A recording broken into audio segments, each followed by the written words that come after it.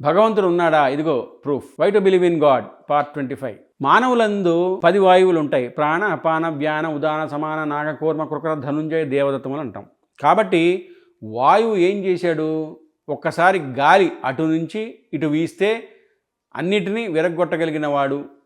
అటువంటి వాడు లోపల ఉండి ఉపయోగపడి ఆకలేస్తుందని చెప్పి, దాహం వేస్తుందని చెప్పి పడుకోమని చెప్తున్నాడు. రెండవది అగ్ని. అగ్ని అటు నుంచి ఇటు వెళితే అంతా బూడిదే. అటువంటి అగ్ని 3 పనులు చేస్తుంది. శంకరుడి ఆజ్ఞ ప్రకారం యజ్ఞము జరుగుతున్నప్పుడు దేవతలకి హవ్యస్తుని పట్టుకెళ్ళి ఇస్తుంది. పితృదేవతలకి పిండం పెట్టాలి కాబట్టి పితృదేవతలకి అగ్నిహోత్రుడు పట్టుకెళ్ళి ఇస్తున్నాడు. మూడవది, అంతకన్నా ఉపకారం ఎవ్వరూ చేయరండి ప్రపంచంలో. ప్రతి ఇంట్లో ఉన్న మొదటి వంటవాడు అగ్నిహోత్రుడే. లోకములను కాల్చేయగలిగిన వాడు.